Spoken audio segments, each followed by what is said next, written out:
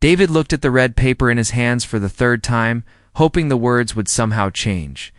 But they stayed the same. His family restaurant had 30 days before the bank would take everything away. His grandfather had built this place with his own two hands back in 1952. And now David was about to become the one who lost it all. The Golden Dragon wasn't just a restaurant. It was where his parents had their first date, where he'd learned to cook alongside his grandmother, and where 3 generations of the Chen family had served the best dim sum in the city. The walls were covered with old photos showing decades of celebrations, first dates, and family gatherings. Regular customers had been coming here for over 20 years, treating the staff like family. But good food and loyal customers couldn't save them from what happened 6 months ago. David's father had suffered a massive heart attack while prepping vegetables for the lunch rush. The medical bills started piling up immediately. First the ambulance, then the emergency surgery followed. By weeks in intensive care, even with insurance, the costs were crushing them. His father needed ongoing treatment that cost thousands every month. David had tried everything. He'd applied for loans at 7 different banks, but they all said the same thing: the restaurant industry was too risky, especially for a small family business. He'd even considered selling his own apartment, but it wouldn't be nearly enough to cover what they owed.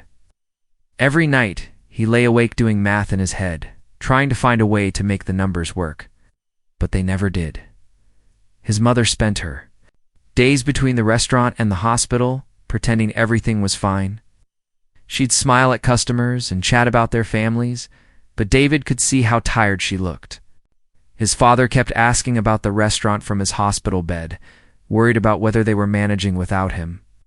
David couldn't bring himself to tell his parents how bad things really were.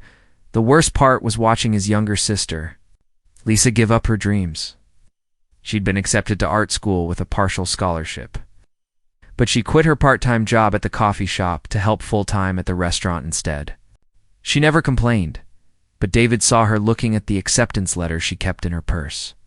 The one she couldn't use because they needed every penny just to survive.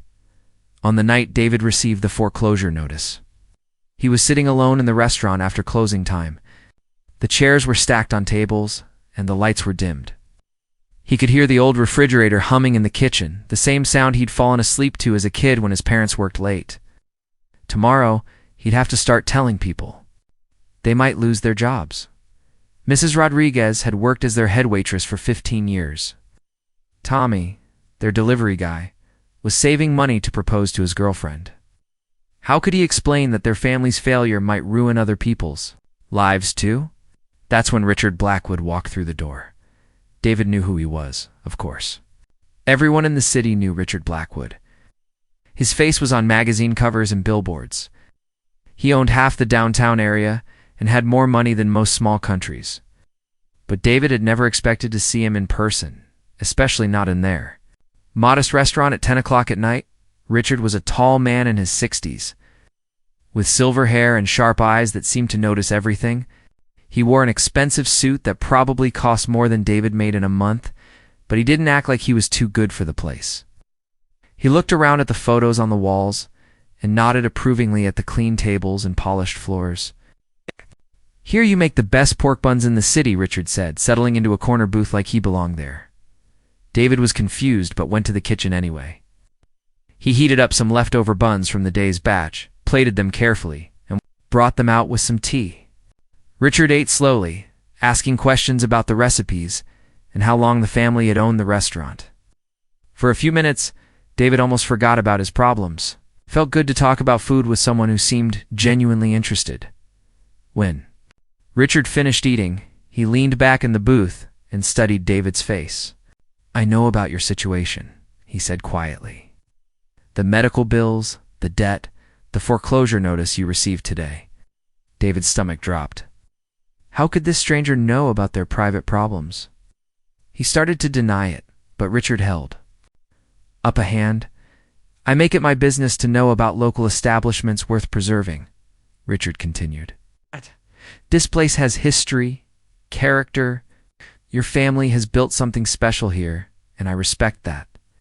David didn't know what to say. He felt embarrassed that this powerful man knew how desperate they were. but also curious about why he cared. Richard reached into his jacket and pulled out a folder. "I have a proposition for you. It's unusual, but it could solve all your problems. Permanently." David's heart started beating faster. Is this some kind of business deal? Did Richard want to buy the restaurant? He tried to think of what catch there might be, because men like Richard Blackwood didn't help struggling families out of kindness. "I want you to marry my daughter," Richard said calmly, like he was discussing the weather. David nearly choked. On his tea. "I'm sorry, what?" "My eldest daughter, Alina. She's 28, well-educated, and she needs a husband.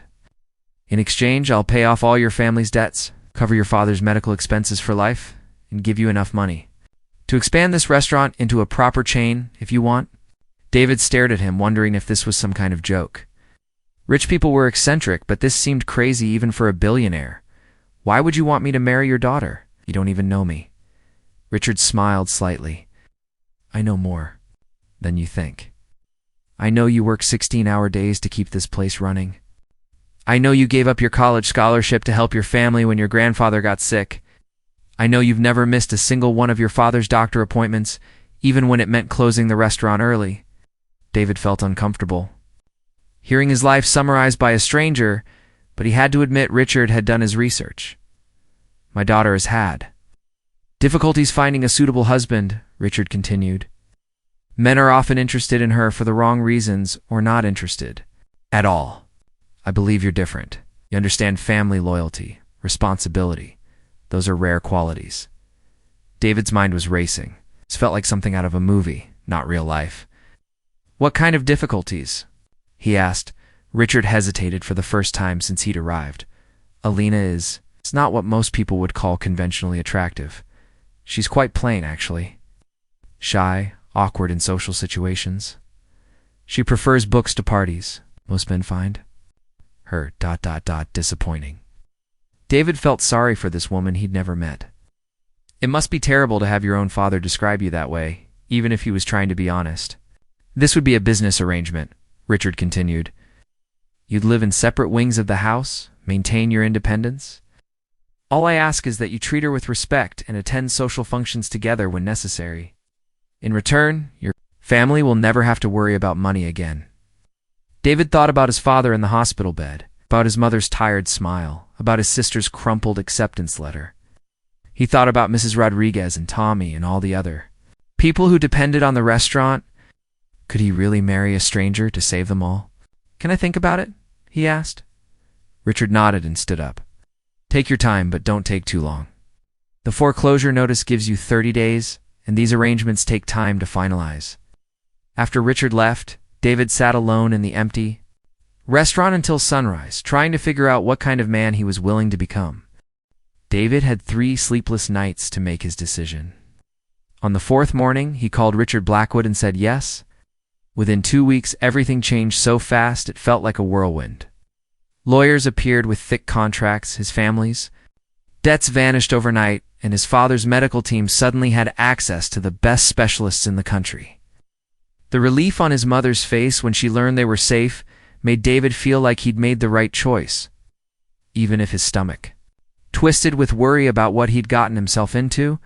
The wedding was set for a month later. David barely had time to process what was happening, found himself being fitted for an expensive tuxedo, meeting with wedding planners who spoke in hushed tones about the Blackwood event of the decade, and answering endless questions from reporters who somehow learned about the engagement. The local newspaper ran a story with the headline, "Restaurant Owner to Marry Billionaire Heiress." That made him sound like a gold digger. He stopped reading the comments online after the first few made him feel sick. Alina sent him a single text message 2 weeks before the wedding. "Thank you for agreeing to this arrangement. I promise to make it as easy as possible for both of us." Her message was polite but cold, like something you'd send to a business partner. David tried calling her to maybe talk before the wedding, but she never answered. He began to wonder what he was walking into. The wedding day arrived with all the fanfare of a royal event. The Blackwood estate was transformed into something out of a fairy tale, with white roses everywhere and a guest list that read like a who's who of the city's elite. David felt completely out of place in his designer tuxedo, surrounded by people who owned companies and lived in mansions. His own family looked equally uncomfortable, though they tried to hide it. His sister Lisa whispered to him during photos that she felt like they were all actors in someone else's movie. When Alina appeared at the end of the aisle, David's heart sank a little. Richard hadn't been exaggerating about her appearance. She wore a beautiful white dress that probably cost more than David's car, but it seemed to hang on her awkwardly. Her thick glasses reflected the camera flashes, and her brown hair was pulled back in a severe style that made her face look sharp and unfriendly. She kept her eyes down during the entire ceremony, barely looking at David, even when they exchanged rings. The worst part was her veil. It was so heavy and elaborate that it completely covered her face, making her look more like a ghost than a bride. When the minister said, "You may kiss the bride," David lifted the veil gently and saw Elena's face for the first time up close. She looked terrified, like she wanted to disappear. Their kiss was brief and awkward, more like two strangers bumping into each other than a romantic moment. The reception was even more uncomfortable.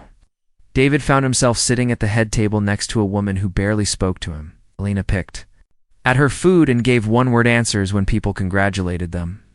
Meanwhile, guests whispered behind their hands about the odd couple and speculated about why a young man would marry someone so plain and wealthy. David caught fragments of conversations that made his cheeks burn with embarrassment. He must be after her money, one woman said loud enough for half the table to hear. Poor thing, she's so awkward. At least she finally found someone willing to take her father's money. She was everything Alina wasn't: tall, confident, and stunning in a way that made every man in the room turn to look at her. She wore a red dress that hugged her perfectly and had the kind of smile that could light up a room. Throughout the evening, she made little comments that seemed friendly on the surface, but felt like tiny knives. "I'm so happy Alina finally found someone," Victoria said to David during their obligatory dance. "I was starting to worry she'd end up alone forever. You're really doing a good deed here." David didn't know how to respond to that.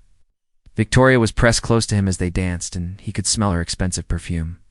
Several guests commented on how good they looked together, which made him feel even more uncomfortable about his situation.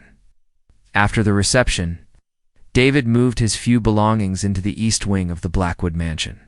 The house was enormous, with marble floors and paintings that probably belonged in museums. His new bedroom was bigger than his entire apartment had been, with a view of gardens that stretched as far as he could see. It was beautiful, but it felt like living in a hotel. Alina had already disappeared into the west wing by the time he arrived. A housekeeper named Mrs. Patterson showed him around and explained the daily routine. Breakfast was served at 7, lunch at noon, and dinner at 7 in the evening in the formal dining room. Mr. Blackwood expected them to appear together for dinner every night, but otherwise they were free to live their separate lives. The first few weeks were the most awkward period of David's life. Every morning, he and Alina would sit at opposite ends of a dining table that could seat 20 people, eating breakfast in complete silence except for the sound of clinking silverware. She would read a book or check her phone while eating, clearly trying to avoid any conversation. David tried making small talk a few times, asking about her day or commenting on the weather, but her responses were so brief and disinterested that he eventually gave up. Dinners with Richard were slightly better, but not by much. The older man would ask David about the restaurant business or current events, while Alina sat quietly picking at her food. She would answer direct questions from her father with short, polite responses, but she never volunteered anything about her own life. David began to wonder what she did with her time, since she seemed to disappear for most of each day. The house was so big that David could go entire days without seeing Alina at all. He would catch glimpses of her sometimes, walking quickly through the garden with her head down or disappearing up the main staircase with an armload of books. She always seemed to be in a hurry to get somewhere else, like she was trying to avoid running into anyone. David tried to focus on his work at the restaurant, which was thriving now that the financial pressure was gone. He'd hired back 2 waitresses they'd had to let go, and was even considering Lisa's suggestion to add a delivery service. But coming home each evening to the cold, silent mansion made him feel lonelier than he'd ever felt in his life. Victoria made things worse by stopping by frequently. She would arrive in her expensive car wearing designer clothes and act like she was doing Alina a favor by visiting. But David noticed she always seemed to time her visits for when Alina was nowhere to be found, and she would spend most of her time talking to him instead. "How are you adjusting to married life?" she asked one evening when she found David reading alone in the library. "It must be quite a change from your old apartment." David felt uncomfortable with how close she sat to him on the leather sofa, and how she kept finding excuses to touch his arm while talking. He was starting to realize that Victoria was the kind of woman who was used to getting attention from every man she met, and his lack of interest in her seemed to make her try even harder. After 6 weeks of this strange new life, David realized he was living like a guest in a hotel rather than a husband in a home. He had everything money could buy, but he'd never felt more isolated or confused about what his future was supposed to look like. 3 months into his strange new life, David was starting to lose his mind from the silence and isolation. The mansion felt more like a beautiful prison than a home. He and Alina still ate their meals in awkward quiet. She still disappeared for hours every day, and he still had no idea what his wife actually did with her time. The only sounds he heard from her wing of the house were footsteps on the stairs late at night and the occasional closing of a door. David had always been curious by nature. It's what made him good at running a restaurant he paid attention to. Details noticed when regular customers seemed upset, remembered how people liked their food prepared. So when he kept hearing strange noises coming from the 3rd floor at odd hours, his curiosity finally got the better of him. It started with a humming sound that seemed to come from directly above his bedroom around midnight. At first, he thought it might be the air conditioning or some other mechanical system in the old house. But the sound was too rhythmic, too purposeful. Sometimes he heard what sounded like glass clinking together or the soft beeping of electronic equipment. Once he could have sworn he heard Elena's voice talking to someone, but when he checked the next morning, Mrs. Patterson confirmed that no visitors had come to the house. The 3rd floor had always been off limits. Mrs. Patterson had mentioned it casually during his first tour of the house, saying that area was Elena's private workspace and nobody was allowed up there. David had respected that boundary for months, but his curiosity was eating away at him. What kind of work required such secrecy? Why did Alina spend 12 to 14 hours a day locked away from everyone? One Thursday evening, David decided he couldn't take the mystery anymore. Alina had excused herself from dinner early, claiming she had important work to finish. Rachid had traveled to New York for business meetings. The house felt emptier than usual, with most of the staff gone for the day. David waited until he was sure Alina would be absorbed in whatever she was doing, then quietly made his way up to the 3rd floor. The hallway was dimmer than the rest of the house, with only a few small lamps providing light. David could hear that humming sound much more clearly now, along with other noises he couldn't identify. There was definitely electronic equipment running, and he caught a whiff of something chemical in the air, not dangerous smelling. But like the science labs he remembered from high school, as he got closer to the end of the hall, he could see light coming from under a heavy wooden door. His heart was pounding as he approached, knowing he was probably crossing a line that could get him in serious trouble. But he had to know what Alina was hiding up here. The door was slightly ajar, and David could peer through the crack without being seen. What he saw made him forget to breathe for a moment. The room looked like something out of a science fiction movie. There were computers with multiple monitors displaying complex charts and graphs, machines he didn't recognize humming quietly in the corners, lab equipment that belonged in a hospital or research facility. The walls were covered with diagrams, formulas, and photos of what looked like cellular structures. It was clearly a high-tech laboratory, but what was it doing in the 3rd floor of a mansion? But the biggest shock wasn't the room. It was Alina. The woman working intently at one of the computer stations looked nothing like the awkward, plain wife he'd been living with for 3 months. This Alina had taken off her thick glasses and pulled her hair back in a simple ponytail that actually flattered her face. She was wearing jeans and a fitted t-shirt instead of the loose, unflattering dresses she usually wore around the house. Without the oversized clothes and severe hairstyle, David could see that she had a nice figure and delicate features that her usual appearance completely hid. But even more striking than her looks was the way she moved. Gone was the hunched, nervous posture he was used to seeing. This Alina stood straight, moved with confidence, and had an intensity in her eyes as she focused on her work. She was clearly in her element, completely absorbed in whatever she was doing on the computer screen. David watched, fascinated, as Alina worked with what looked like complex molecular models on her screen. She would make adjustments, run calculations, then cross-reference something in a thick textbook nearby. Her movements were precise and purposeful. This was obviously someone who knew exactly what she was doing and was very good at it.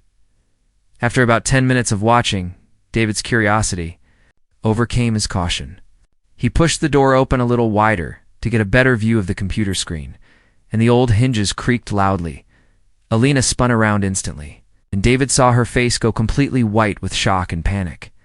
For a moment, they just stared at each other, him standing in the doorway like a caught burglar, her looking like someone whose deepest secret had just been discovered.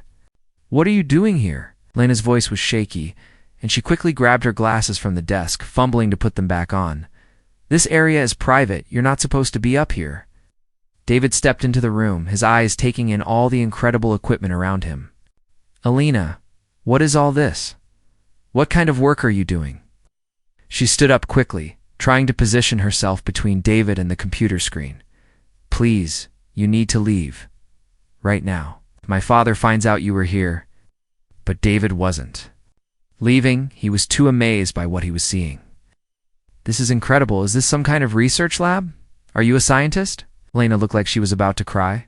She kept glancing between David and the door, clearly torn between wanting him to leave and maybe, just maybe, wanting someone to finally know the truth about what she spent her days doing. "Please don't tell my father you were here," she said, quietly. "He doesn't know about ... any of this." David moved closer to one of the computer stations, looking at the complex diagrams on the screen. "What kind of research are you doing?" "This looks like medical stuff." Lena hesitated for a long moment, then seemed to make a decision. Her shoulders sagged a little, and when she spoke again, her voice was different, stronger, more confident than he'd ever heard it. "Cancer research," she said simply. "I'm working on new treatments for aggressive forms of cancer. Specifically, I'm trying to develop targeted therapies that can attack cancer cells without damaging healthy tissue." David stared at her. "You're trying to cure cancer?" "Not cure," Alina corrected. And for the first time since he'd known her, she looked him directly in the eyes. "But I'm developing treatments that could give patients years instead of months, with far fewer side effects than current chemotherapy options." David looked around the room with new understanding. The equipment, the computers, the late nights. Alina wasn't hiding from the world because she was shy or antisocial. She was working on something that could save thousands of lives. "How long have you been working on this?" he asked. 8 years, Alina replied. "I have 3 advanced degrees in biochemical engineering and molecular biology. I've been working under different names so my father wouldn't find out and try to interfere." David couldn't believe what he was hearing. "Why is this a secret?" "Wouldn't your father be proud of work like this?" Alina gave a bitter laugh. "Because he thinks women should focus on being wives and mothers, not playing around in laboratories. He's old-fashioned that way. He'd shut this down immediately if he knew about it." David looked at Alina, really looked at her, and realized he'd been completely wrong about who she was. The awkward plain woman he'd married was actually a brilliant scientist working to save lives. She'd been hiding it all, even from her own family. "Alina," he said softly, "this is amazing." "Amazing. Why do you hide all this?" For the first time since their wedding day, Alina almost smiled. After discovering Elena's secret laboratory, everything changed between them. For the first time since their wedding day, they actually talked to each other. That night, Alina invited David to sit down in her lab, and they talked until 3. In the morning, she showed him her research, explained her work in simple terms, and for the first time, David saw his wife as a real person instead of a mysterious stranger. Over the next 2 weeks, David found himself looking forward to their late-night conversations in the lab.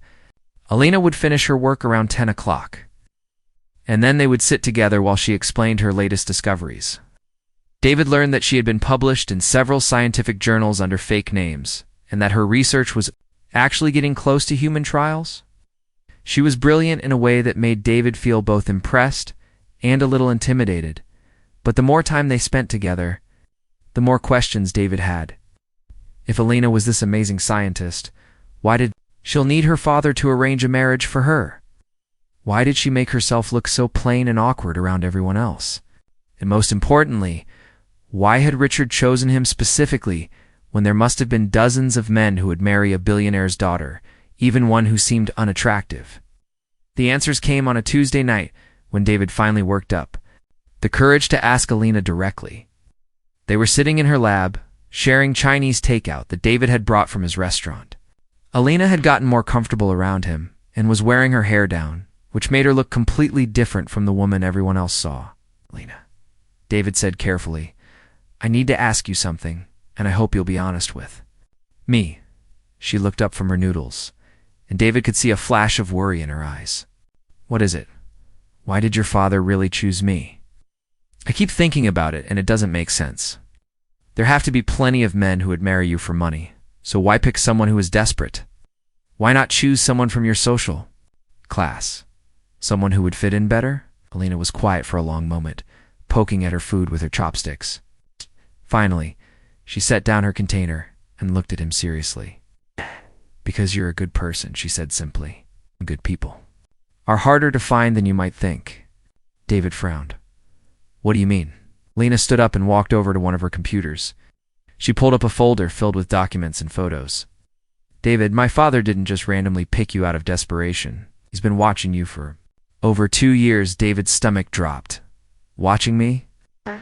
"What do you mean, watching me?" Alina clicked through several files, and David saw photos of himself at the restaurant, at the hospital, visiting his father, at the grocery store. There were reports about his business practices, interviews with his employees, even records of charitable donations he'd made when the restaurant was doing well. "My father hires private investigators to research potential suitors," Alina explained. "Not just their financial status, but their character. He's been looking for someone with genuine integrity for a long time." David felt sick looking at the surveillance photos. "This is insane. How is this legal?" "It's probably not entirely legal," Alina admitted. "But my father is very protective of me, and he has good reasons to be careful." She pulled up another file, and David saw photos of several other men. Young, handsome, well-dressed men who looked like they belonged in magazine ads. "These are some of the other candidates my father investigated over the years," Alina said. "This one embezzled money from his previous job. This one has been arrested twice for domestic violence. This one was already married but lied about it. And this one," she clicked to another photo, "was only interested in women who could advance his career." David stared at the files, trying to process what he was seeing. "So you're saying your father chose me because I'm not a criminal?" Alina laughed, and it was the first time David had heard her really laugh since their wedding.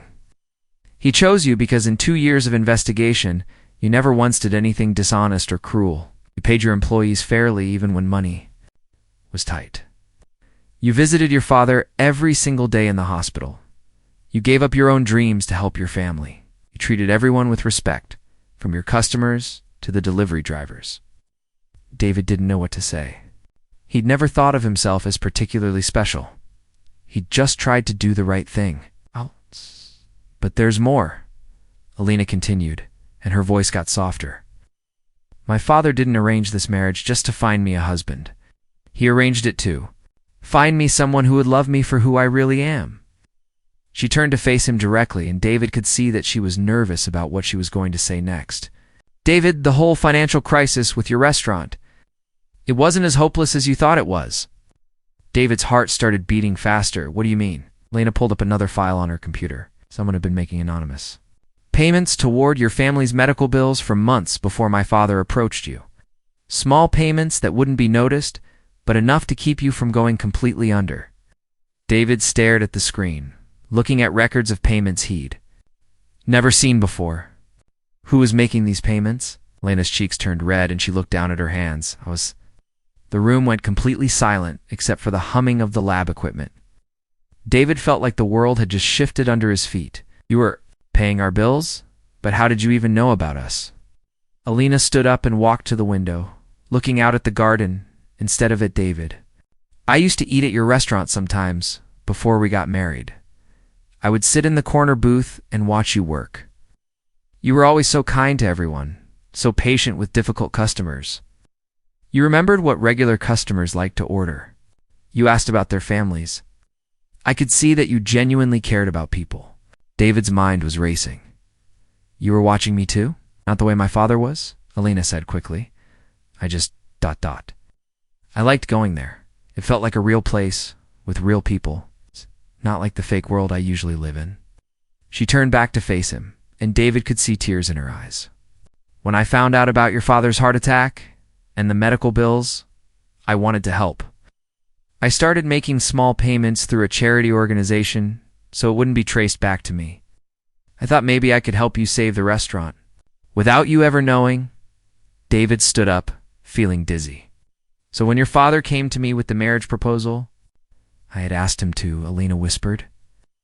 "I told him about you, about how different you were from other men I'd met. I asked him to approach you specifically." David couldn't believe what he was hearing. "You wanted to marry me? But you acted like... You could barely stand to be in the same room with me." Alina wiped her eyes with the back of her hand. "Because I was terrified you would figure out that I wasn't the ugly, boring daughter everyone thinks I am. I was scared that if you knew the truth about me, you might want to marry me for real. Then I'd never know if you actually cared about me or just about my money and looks." David walked over to where Alina was standing by the window. For the first time since their wedding, he really looked at her face.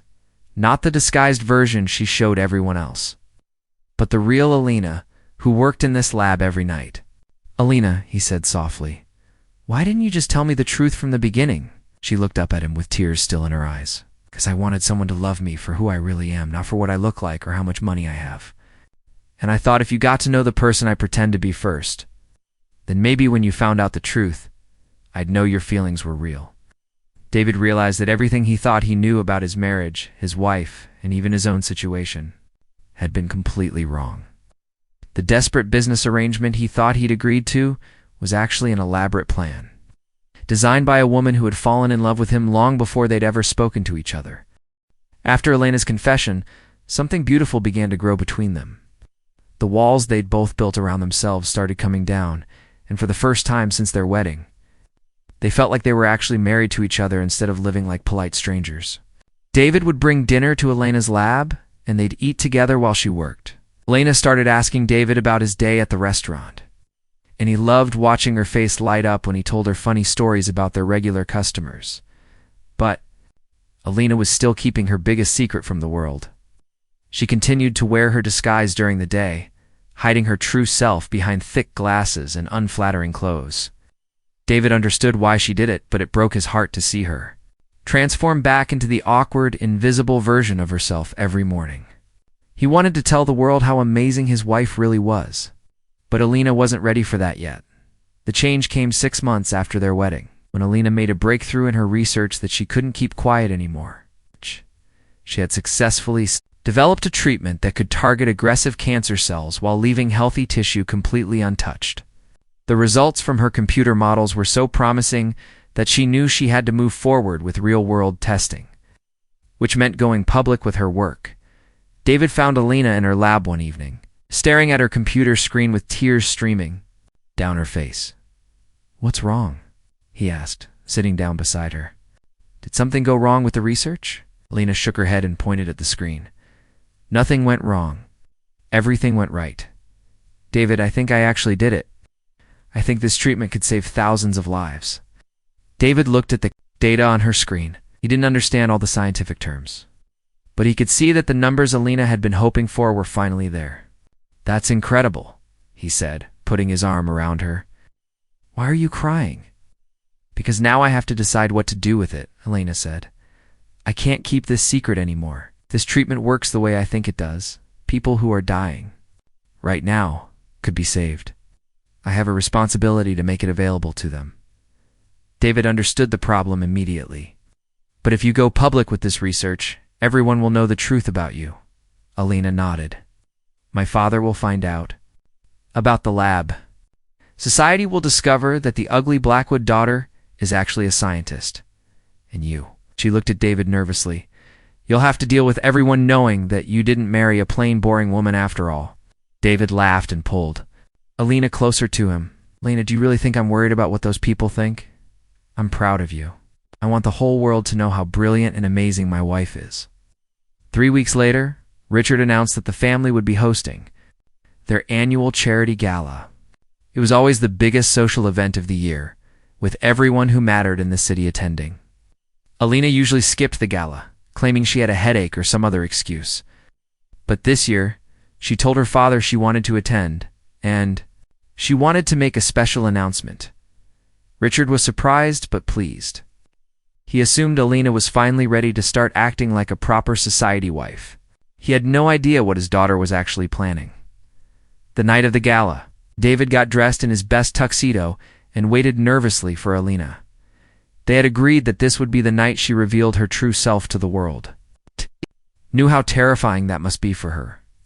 She had been hiding for so many years that stepping into the spotlight felt like jumping off a cliff. When Alina appeared at the top of the main staircase, David's breath caught in his throat. She had completely transformed herself. Her hair was styled in soft waves that framed her face beautifully. She wore a stunning blue dress that fit her perfectly and showed off the graceful figure she usually hid. Instead of her thick glasses, she wore contact lenses that revealed her beautiful dark eyes. But most importantly, she carried herself with confidence, standing tall and walking with purpose. The reaction from the party guests was immediate and dramatic. People who had ignored Alina for years suddenly couldn't take their eyes off her. The same women who had made cruel comments about the plain Blackwood daughter were now whispering about how gorgeous she looked. David heard someone say, "Is that really Alina? She looks completely different." Victoria, who had arrived in a red dress clearly designed to steal attention from everyone else, looked absolutely furious when she saw her sister. For the first time in her life, Victoria wasn't the most beautiful woman in the room. Her expression showed that she knew it. David felt proud walking beside Alina as they made their way through the crowd. She smiled and greeted people graciously, but there was a nervous energy about her that only David could detect. He squeezed her hand reassuringly as they approached the small stage where her father usually made his annual speech. When dinner was finished, Richard stood up to address the crowd. Ladies and gentlemen, thank you all for joining us tonight. As you know, this gala raises money for various charitable causes close to our family's heart. This year, my daughter Alina has asked to say a few words. The crowd politely applauded. As Alina walked to the microphone, David could see her hands shaking slightly, but her voice was strong and clear when she began to speak. Good evening, everyone. I know most of you are surprised to see me here tonight, looking somewhat different than usual. A few people chuckled nervously. I've spent years hiding who I really am, and I've decided that tonight that changes. Alina paused and looked directly at David, drawing strength from his encouraging smile. For the past 8 years, I've been working as a biochemical engineer, developing new treatments for aggressive forms of cancer. I've published research in medical journals, collaborated with doctors around the world, and recently achieved a breakthrough that I believe could save thousands of lives. The room went completely silent. David could see people's faces changing from polite interest to shock and amazement. The treatment I've developed can target cancer cells while leaving healthy tissue completely unharmed. It could give patients years instead of months with minimal side effects. And I've decided to make this treatment available for free to any patient who needs it, regardless of their ability to pay. The crowd erupted in applause, but Alina wasn't finished. I also want to announce that I'll be establishing the Alina Blackwood Medical Research Foundation, which will fund similar research projects around the world. We'll be partnering with hospitals and universities to ensure that life-saving treatments reach the people who need them most. As Alina spoke about her plans for the foundation, David watched the faces in the crowd. The same people who had whispered cruel jokes about his wife were now looking at her with respect and admiration. Society columnists were frantically taking notes. Business leaders were already approaching Richard to discuss potential partnerships. When Alina finished her speech, the applause was thunderous. People who had ignored her for years were now lining up to congratulate her and ask about her research. David overheard one woman say to her friend, "Can you believe we never knew how brilliant she was? She's been hiding all this time." But the best moment came when Alina returned to David's side. She looked radiant, no longer hiding behind a disguise or shrinking away from attention. She had finally shown the world who she really was, and the world had embraced her. "How do you feel?" David asked, putting his arm around her waist. Alina smiled up at him, and David realized that this was the first time he'd seen her look truly happy since their wedding day. "Like I can finally breathe," she said. "Like I'm finally myself." Later that night, after all the guests had gone home and the media interviews were finished, David and Alina sat together in her lab. Alina had changed back into jeans and a t-shirt, but she had left her contact lenses in and worn her hair down. She looked like herself, the real Alina that David had fallen in love with. "So what happens now?" David asked. "Everything's going to change after tonight." Alina reached into her desk drawer and pulled out a small velvet box. Inside was a simple wedding ring, nothing like the elaborate diamond she had worn during their arranged marriage ceremony. "I was hoping," she said, "that maybe we could start over, not as two people forced together by circumstances, but as two people who choose to be together." Lena slipped off her original wedding ring and held out the new one. "David, will you marry me? For real this time?" David laughed and took the ring from her. "Lena, I think I fell in love with you the night I found you in this lab, working to save the world. Of course I'll marry you, for real this time." As David slipped the new ring onto Elena's finger, he realized that what had started as a desperate business arrangement had become the greatest love story of his life. They had both been hiding their true selves, but in finding each other, they had learned that the best relationships are built on seeing, accepting who someone really is underneath all their disguises. The next morning, newspapers around the city ran headlines about the brilliant scientist who had been hiding in plain sight, and the love story that had brought her into the light. But David and Alina didn't read the papers. They were too busy planning their future. Together, a future where neither of them had to hide who they really were anymore.